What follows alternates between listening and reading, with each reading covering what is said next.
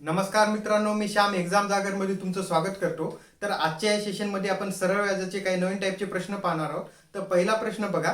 रामने पहिल्या 2 वर्षासाठी प्रतिवर्ष 6%, पुढील 3 वर्षासाठी प्रतिवर्ष 9% आणि 5 वर्षानंतर प्रतिवर्ष 14% या व्याज दराने काही रक्कम कर्जाऊ घेतली. जर 9व्या वर्षाच्या शेवटी त्याने 11,400 इतके व्याज दिले तर त्याने किती रक्कम कर्जाऊ घेतली असेल? आता हा प्रश्न वाचल्यानंतर आपल्याला काय काय लक्षात येईल बघा. रामनं काय केलेलं आहे,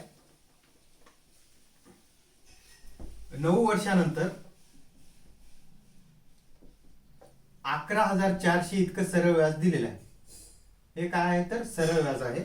आणि प्रश्नात अजून काय सांगितलेलं आहे, 2 वर्षासाठी प्रतिवर्ष 6% इतका त्याला व्याज दर होता आणि 3 वर्षासाठी प्रतिवर्ष 9% इतका व्याज दर होता आणि 5 वर्षानंतर प्रतिवर्ष 14% इतका व्याज दर होता. तर आता इथं बघा, हे 2 वर्ष आणि हे 3 वर्ष, इथं 5 वर्ष व्हायलेत, म्हणजे यानंतर त्याला 14% इतका व्याजाचा दर होता. आणि तो किती वर्षासाठी होता तर बघा, इथे 5 वर्ष तर इथं झालेलं आहे आणि प्रश्नानुसार त्यानं 9 वर्षानंतर 11,400 रुपये दिलेले आहेत, म्हणजे 14% जो व्याजाचा दर होता तो त्याला 4 वर्षासाठी लागलेला आहे. तर आता आपण एकूण त्याला किती 9 वर्षामध्ये किती व्याजाचा दर लागलेला आहे काढून घेऊया. बघा, प्रतिवर्ष 6% म्हणजे 2 वर्षाचं किती होणार आहे तर 12%. इथं 3 वर्षाचं प्रतिवर्ष 9% किती होईल 27%. आणि इथं 14% प्रतिवर्षाने 4 वर्षाचं किती 14 चोक 56 म्हणजे 56%. तर एकूण त्याला 9 वर्षामध्ये किती व्याजाचा दर झालेला आहे बघा. हे 12 आणि त्याच्यात प्लस 27 केले आणि त्यात 56 प्लस केले तर किती 95%. तर आपल्याला या प्रश्नामध्ये मुद्दल काढायची आहे की मुद्दल किती होती, त्यानं कर्जाऊ किती रक्कम घेतलेली आहे. तर बघा, आपल्याला इथं मुद्दल माहित नाही, तर आता मी एक्स अशी मुद्दल घेतली, त्यावर 95% दराने मला 9 वर्षानंतर 11,400 रुपये भेटायले.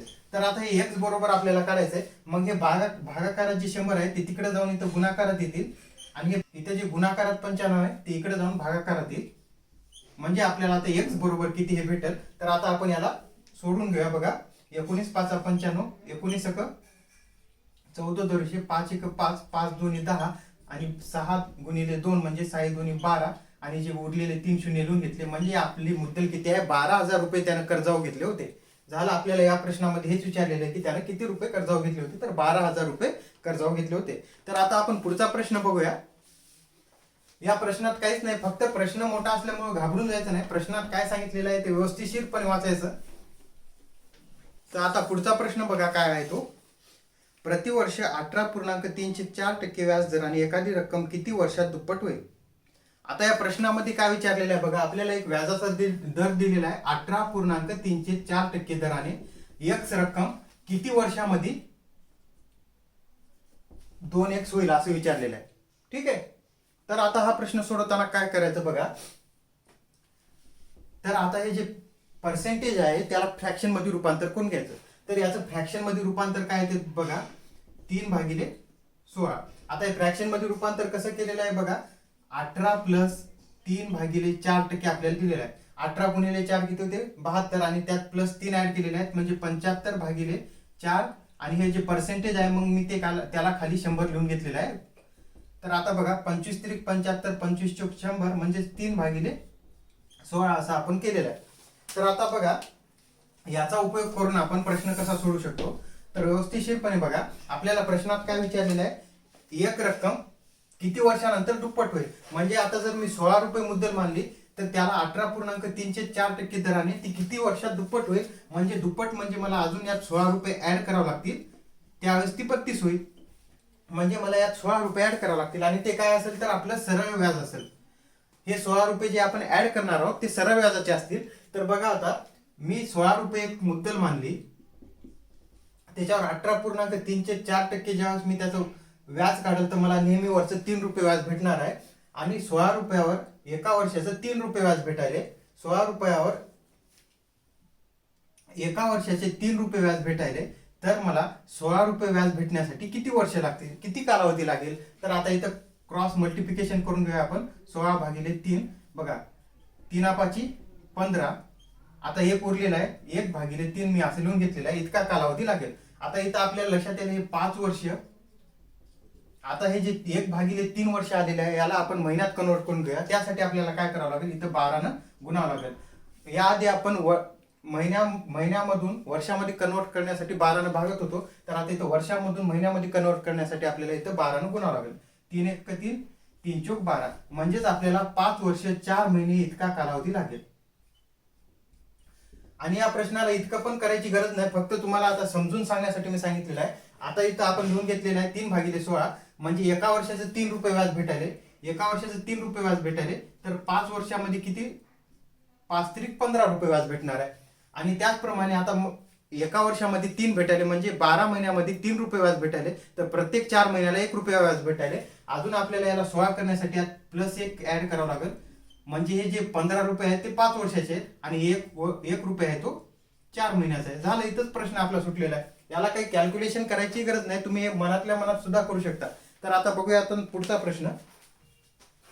आता पुढचा प्रश्न बघा, महत्वाचा प्रश्न आहे. आता या प्रश्नामध्ये काय सांगितलेलं आहे बघा, एका ठराविक रकमेचे सरळ व्याज एका ठराविक वार्षिक दराने त्या रकमेच्या 1/9 आहे.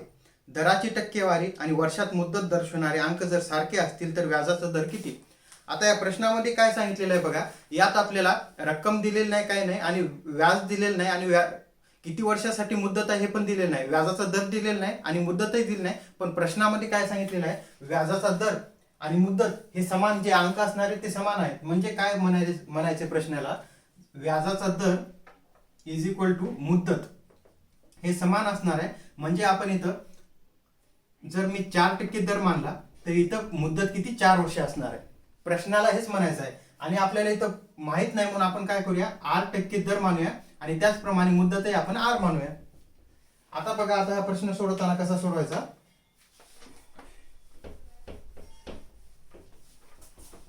आता आपल्याला रक्कम माहित नाही, रक्कम आपण काय करूया, X मानूया. मुद्दल आपल्याला माहित नाही किती आहे, X मुद्दल 8% दराने R वर्षानंतर X गुणिले 1/9 होणार आहे. म्हणजे जे भेटायले ते व्याज भेटणार आहे. तर बघा, आता हा प्रश्न सोडवताना आता हे टक्के आहे ते मी इथं खाली 100 लिहून घेतो. आता R गुणिले R किती होणार आहे, तर बघा R चा वर्ग भागिले 100, आणि इथं बघा हे X गुणिले 1/9. तर आपल्याला रक्कम माहित नाही, तर आपण काय करूया, या X च्या ठिकाणी हे 9 ठेवूया. म्हणजे जे X आहे त्या ठिकाणी आपण 9 ठेवूया. आपण काय करूया, 9 मानूया, ती रक्कम 9 मानूया. म्हणजेच इथं पण मी 9 मानलं तर बघा हे 9 कटल आणि हे 9 कटल, म्हणजे आपल्याला 9 रुपयावर सरळ व्याज किती भेटायले, तर 1 रुपया सरळ व्याज भेटायले. हा प्रश्न व्यवस्थितपणे समजून घ्या. 9 रुपयावर 1 रुपया सरळ व्याज भेटायले. तर आता आपल्याला काय काढायचं आहे, तर या प्रश्नामध्ये व्याजाचा दर काढायचा आहे. तर बघा, आता इथं जे 100 भागाकारात आहे ते इकडे जाऊन गुणाकारात जातील, आणि जे इतर जे 9 आहेत ते इकडे येऊन भागाकारात येतील. आता हे 9 आणि हे 100 तर गेलेलं आहे, आपल्याला काय उरलेलं आहे, फक्त R चा वर्ग.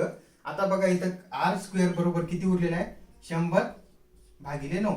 आता R बरोबर आपल्याला काय भेटणार आहे, तर आता आपण या 100 चा वर्गमूळ काढून घेऊया. किती आहे, 10, आणि 9 चा वर्गमूळ किती आहे, 3. म्हणजेच आपल्याला R बरोबर काय भेटलेलं आहे, ती 10 भागिले 3. आता या 3 ना आपण या 10 ला भाग देऊया, 3 त्रिक 9, 1/3% झाला आपला व्याजाचा दर निघालेला आहे. तर व्याजाचा दर किती असणार आहे, 3.1/3% इतका व्याजाचा दर असणार आहे. प्रश्न काहीच अवघड नाही, प्रश्न व्यवस्थितरित्या समजून घ्यायचा. आणि तेच जर या प्रश्नामध्ये आपल्याला व्याजाचा दर विचारलेला आहे, जर तेच आपल्याला किती वर्षामध्ये हे झालं असतं असं विचारलं असतं, तर किती वर्ष लागली असते विचारलं असतं, तर बघा आपल्याला प्रश्नात काय सांगितलेलं आहे, व्याजाचा दर आणि जे मुदत असणार आहे ती समानच असणार आहे. म्हणजे मुदत पण इतकीच असली असती, किती, 3 वर्ष. आता ते 1/3 वर्षाला आपल्याला महिन्यामध्ये कन्वर्ट करावं लागेल, तर किती बघा, 1/3 गुणिले 12, 3 चोक 12, 3 वर्ष 4 महिने आपल्याला इतका कालावधी लागला असता. पण आपल्याला प्रश्नामध्ये काय विचारलेलं आहे, तर किती टक्के व्याजदर असतात, तर 3.1/3% इतका व्याजदर असता. हा प्रश्नही काही अवघड नाही, प्रश्न व्यवस्थितरित्या समजून घ्या. आणि तुम्हाला एवढं पण करायची गरज नाही, मी फक्त तुम्हाला समजण्यासाठी हे सांगितलेलं आहे. तुम्ही डायरेक्ट X गुणिले R चा स्क्वेअर भागिले 100 असं करून डायरेक्ट प्रश्न सोडू शकता. फक्त तुम्हाला समजण्यासाठी मी एवढं त्याचं विश्लेषण केलेलं आहे. तर आता पुढचा प्रश्न बघा, एका बँकेचा व्याजदर 5% वरून 4% होतो, एक व्यक्ती बँकेत अजून 2,000 रुपये जमा करतो, त्यामुळे त्याला पूर्वी प्राप्त होणाऱ्या व्याजा एवढेच व्याज प्राप्त होते, तर प्रारंभिक रक्कम किती?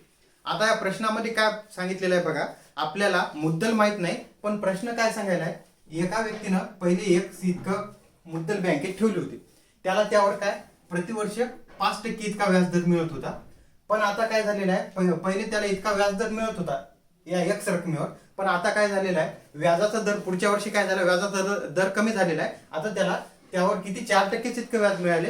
पण त्यानं काय केलेलं आहे, अजून पुढच्या वर्षी काय केलेलं आहे, त्या एक्स मध्ये अजून 2,000 ऍड केलेले आहे आणि त्याला यावर 4%च व्याज मिळाले. आणि जे पहिले एका वर्षापूर्वी त्याला 5% या रकमेवर जेवढं व्याज मिळत होतं, तेच या रकमेवर पण त्याला 4%नं व्याज मिळाले, कारण त्याने त्याच्यात 2,000 ऍड केलेले. तर आपल्याला एक्स बरोबर किती म्हणजे मुद्दल किती त्याने आधी जमा केली होती हेच काढायचं आहे. तर आता हे सोडून घेऊया आपण. बघा इथं काय, आता या 4ने याला हे पर्सेंटेज कटेल, हे पर्सेंटेज कटेल. आता या 4ने याला या कंसाला गुणूया, 4x प्लस 8,000 इतका आलेला आहे. आणि हे इथं x